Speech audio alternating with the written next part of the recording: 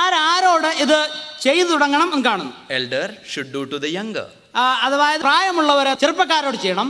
When you come to verses 10 to 21, എന്നാൽ 10 മുതൽ 21 വരെയുള്ള വാക്യത്തിൽ you have Paul opening up his mind, his memory and writing to Timothy. തിമോത്തിയോസിന് എഴുതുമ്പോൾ തന്റെ മനസ്സ് തുറന്ന് തന്റെ ഓർമ്മകൾ എല്ലാം ഒരു തുറന്ന് തിമോത്തിയോസിനോട്. In that memory there are so many names fitted in, you know. ഈ ഓർമ്മകൾ ഇവിടെ വിസ്തരിക്കുമ്പോൾ അനേക പേരുകൾ അവിടെ കാണും. You also have memory, I also have memory. പ്രിയ സഹോദരൻ, നിങ്ങൾക്ക് ആ ഓർമ്മയുണ്ട്, എനിക്ക് ആ ഓർമ്മയുണ്ട്. Right now as I am speaking, that person's face is shining in front of you. അങ്ങനെ ഞാൻ ഇപ്പോൾ സംസാരിക്കുമ്പോൾ തന്നെ ചിലരുടെയൊക്കെയും ഓർമ്മ നിങ്ങളുടെ മുൻപിൽ കടന്നു വരുന്നില്ലേ? There are two categories of people in Paul's memory. പൗലോസിന്റെ ഓർമ്മയുടെ പുസ്തകത്തിൽ രണ്ട് രീതിയിലുള്ള വ്യക്തികളാണുള്ളത്. There are good ones and there are bad ones. നല്ല ഓർമ്മകൾ ഉള്ളവരും മോശമായ പ്രവൃത്തി ചെയ്തവരെ കുറിച്ചുള്ള ഓർമ്മയും. But you see, about whom he is talking more. എന്നാൽ ഇവിടെ കൂടുതലായിട്ട് പ്രതിപാദിക്കുന്നത് എങ്ങനെയുള്ളവരെ കുറിച്ചാണ്? Bad ones are only mentioned, 2 of them. മോശമായ വ്യക്തികളെ കുറിച്ച് 2 പേരെ കുറിച്ച് മാത്രമേ പ്രസ്താവിക്കുന്നുള്ളൂ. But good ones is a big long list for him to എന്നാൽ നല്ലവരെ കുറിച്ച് ഒരു നീണ്ട പട്ടിക തന്നെ അവിടെ ഉണ്ട്. What is the list that you have in your mind? പ്രിയമുള്ളവരെ, നിങ്ങളുടെ മുമ്പിലുള്ള ആ ലിസ്റ്റ് ഏതാണ്? Good one is more or the bad one is more? മോശമായിട്ടുള്ളവരെ കുറിച്ചുള്ള ലിസ്റ്റാണോ വലുത്, അതോ നന്മ നിങ്ങൾക്ക് ചെയ്തവരെ കുറിച്ചുള്ള list? Most of our good list is always blank list. നന്മ ചെയ്തവരെ കുറിച്ചുള്ള ലിസ്റ്റ് നോക്കുമ്പോൾ അത് വളരെ ബ്ലാങ്ക് ആയിട്ട് കാണുന്നു. Because there is no one good other than me. കാരണം എന്ന് പറഞ്ഞാൽ ഞാൻ ഒഴികെ വേറെ ആരും നന്മ ചെയ്തതായിട്ട് എന്റെ ലിസ്റ്റിലില്ല. But Paul could understand no ministry will be a successful ministry without the help and fellowship of my fellow believers. എന്നാൽ പൗലോസിന് നന്നായി അറിയാമായിരുന്നു എന്റെ ശുശ്രൂഷയ്ക്ക് പ്രയോജനം ഉണ്ടാകുവാൻ, അതിന് റിസൾട്ട് ഉണ്ടാകുവാൻ മറ്റുള്ളവരുടെ സഹായം ആവശ്യമുണ്ട്. How in these last days we like-minded believers should get together on knees, strive together, love one another and do the ministry of the Lord. ഈ അന്ത്യകാലത്ത് നാം കർത്താവിനെ സ്നേഹിക്കുന്നവർ ഒരുമിച്ച് കൂടി ഒരുമിച്ച് കൈയോട് ചേർത്ത് ഒരുമിച്ച് കർത്താവിന് വേണ്ടി പ്രവർത്തിക്കേണ്ടതിന്റെ ആവശ്യമുണ്ട്. And the Lord gave that order, you know. ആ അടുക്ക് ആ ചിട്ട ഇവിടെ കാണുന്നുണ്ട്. Only if 2 of you come together. നിങ്ങൾ 2 പേർ മാത്രം കടന്നു വരുന്നുവെങ്കിൽ, only if 2 of you come together and ask anything in my name, I will do it for you. നിങ്ങൾ 2 പേർ, കേവലം 2 പേർ കടന്നു വന്ന് എന്റെ നാമത്തിൽ എന്ത് ചോദിച്ചാലും നിങ്ങൾക്ക് നൽകി തരും. But devil will make all efforts possible that not even 2 will be able to come together.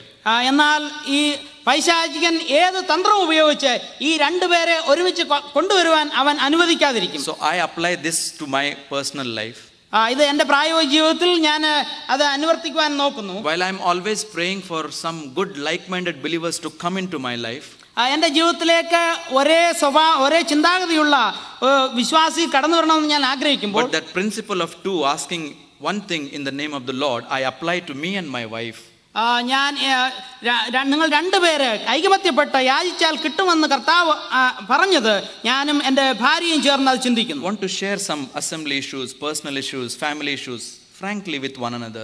ഒരുമിച്ച് വ്യക്തിപരമായിട്ടുള്ള കാര്യങ്ങള്, സഭയുടെ കാര്യങ്ങള്, കുടുംബത്തിന്റെ കാര്യങ്ങള് ഒരുമിച്ച് പങ്കുവയ്ക്കുവാനായിട്ടിടയാണ്. Then go into the closet and both of us kneel down and pray for that before the Lord.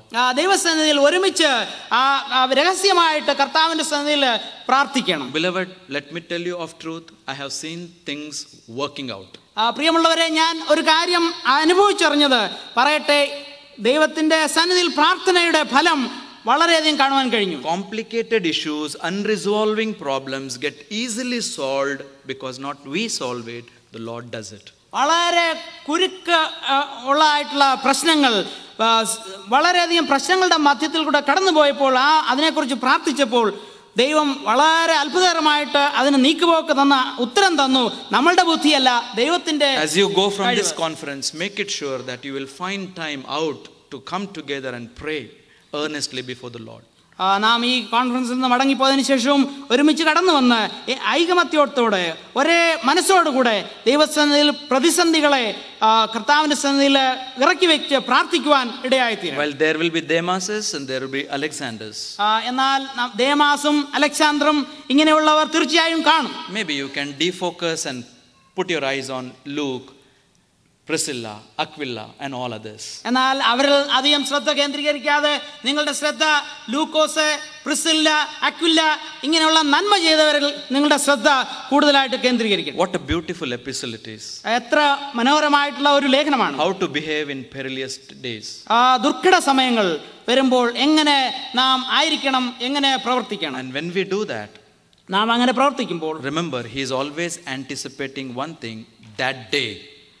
താൻ എപ്പോഴും ആ ദിവസം എന്നുള്ള ആ ദിവസത്തെ താൻ ആഗ്രഹത്തോട് വാഞ്ചയോടെ കാത്തിരിക്കുന്നു. Verse 8, that day.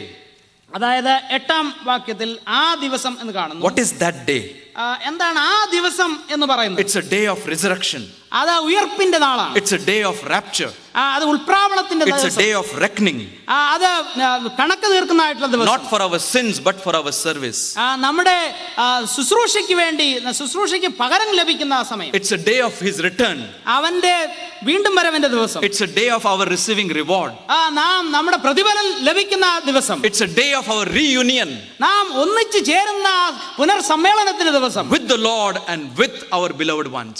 കർത്താവിനോടും നമ്മുടെ പ്രിയപ്പെട്ടവരോടും ചേർന്ന് ഒന്നായി ചേർന്ന ദിവസം. So I always say, Lord, stamp eternity on my eyeballs so that all that I see I might see in the light of eternity.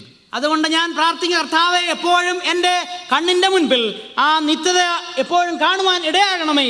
ആ നിത്യ ജീവിതത്തിന്റെ അതിനോട് ചേർന്ന് മറ്റു കാര്യങ്ങളെ കാണുവാൻ എനിക്കിടയായി തീരണം. If only in these last days you and I take this charge and live this way, remember, this is a divine godly charge. ഈ അന്ത്യകാലങ്ങളിൽ, അന്ത്യ ദിവസങ്ങളിൽ ഈ കൽപ്പന സൂക്ഷ്മതയോടെ കരുതുന്നു എന്നുണ്ടെങ്കിൽ നാം നന്നായിരിക്കും, നമുക്ക് നന്നായിരിക്കും. ഇത് ദൈവികമായ ഒരു കൽപ്പനയാണെന്ന് നാം ഓർക്കണം. Beloved, there will be revival.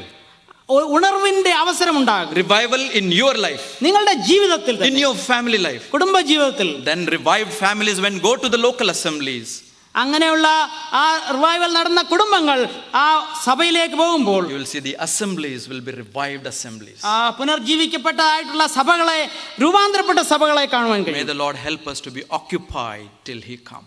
കർത്താവ് നമ്മെ അവന്റെ പ്രവൃത്തിയിൽ ഒരുപ്പെട്ടിരിക്കുവാൻ, അതിൽ ആയിരിക്കുവാൻ തക്കവണ്ണം കർത്താവ് നമ്മെ സഹായിക്കും. Living a godly life in an ungodly world. ഈ ദൈവമില്ലാത്ത ലോകത്തിൽ, പൈശാചികമായിട്ടുള്ള ലോകത്തിൽ ദൈവികമായിട്ടുള്ള ജീവിതം ചെയ്യുവാൻ ഇടയായിട്ട്.